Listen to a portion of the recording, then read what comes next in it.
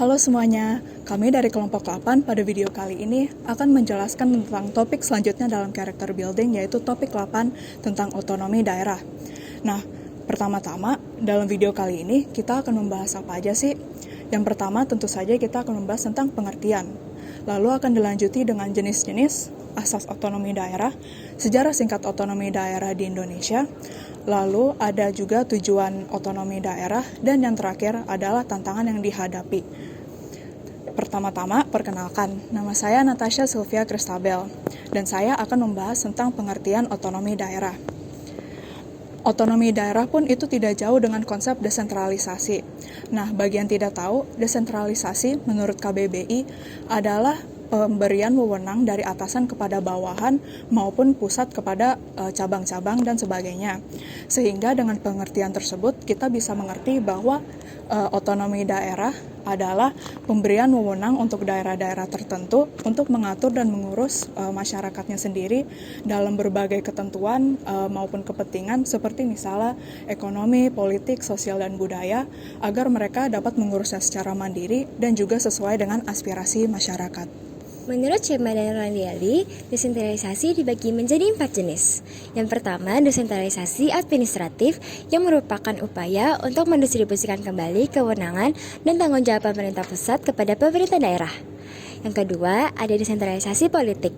Desentralisasi politik merupakan upaya yang berkaitan dengan organisasi dan tata cara dalam rangka meningkatkan partisipasi warga untuk memilih wakil-wakil pemerintah dan berpartisipasi dalam proses pengambilan kebijakan. Yang ketiga, ada desentralisasi keuangan.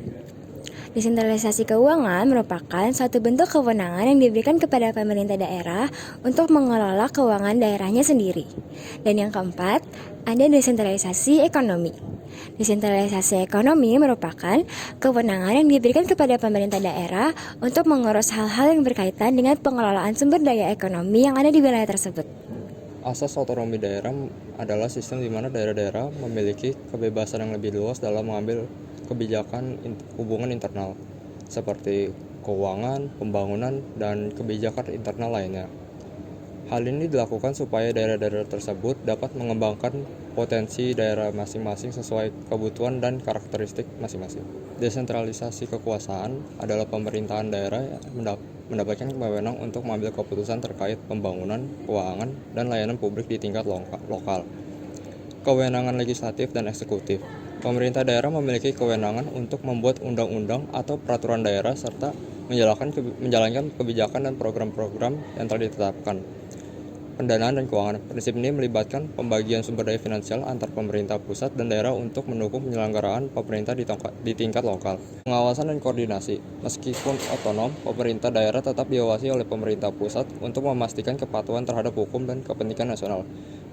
Dan terakhir, partisipasi masyarakat. Asas ini menekankan pentingnya partisipasi masyarakat dalam pengambilan keputusan di tingkat lokal, sehingga kebijakan pemerintah lebih responsif terhadap kebutuhan warga setempat.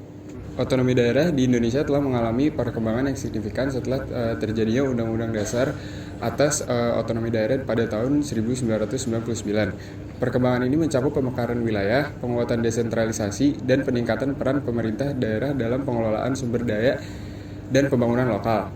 Pemekaran wilayah telah menghasilkan pembentukan daerah otonom baru, memperluas cakupan pemerintah lokal di seluruh Indonesia. Penguatan desentralisasi telah memberikan otoritas yang lebih besar kepada pemerintah daerah dalam mengambil keputusan yang berhubungan dengan pembangunan ekonomi, sosial, dan infrastruktur di tingkat lokal. Namun, tantangan seperti korupsi dan ketimpangan pembangunan antar daerah tetap menjadi masalah yang perlu diatasi. Untuk mengatasi tantangan ini, pemerintah terus melakukan perubahan regulasi untuk meningkatkan efektivitas dan efisiensi sistem otonomi daerah. Selain itu, upaya terus dilakukan untuk meningkatkan kapasitas dan sumber daya manusia di tingkat pemerintahan daerah guna memastikan pelayanan publik yang lebih baik dan berkelanjutan bagi masyarakat setempat. Otonomi daerah bertujuan untuk memberikan kekuasaan kepada pemerintah lokal untuk mengelola urusan setempat sesuai kebutuhan dan karakteristik daerahnya. Tujuannya adalah 1. Meningkatkan pelayanan publik agar pelayanan lebih cocok dan efektif dengan kondisi setempat. 2. Memperkuat demokrasi lokal, masyarakat lebih aktif dalam pengambilan keputusan, meningkatkan partisipasi politik dan tanggung jawab masyarakat.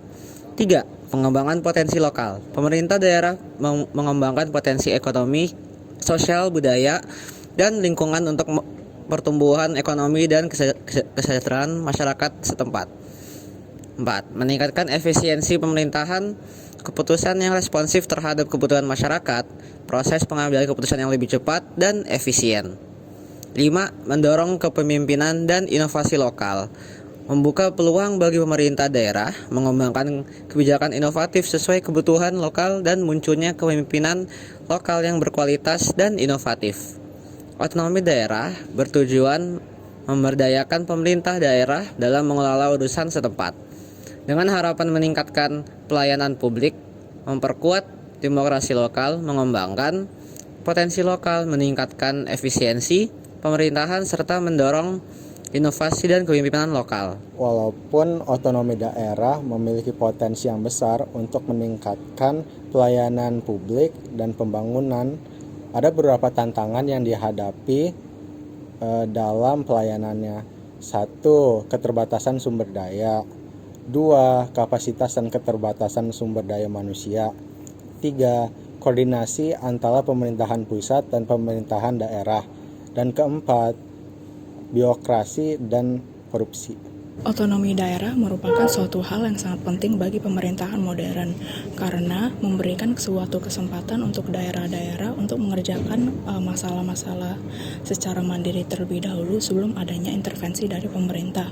Tetapi ada juga keterbatasan seperti terbatasnya sumber daya dan juga masalah birokrasi. Masalah-masalah ini pun perlu diatasi terlebih dahulu agar otonomi daerah bisa berjalan dengan lancar dan dapat memaksimalkan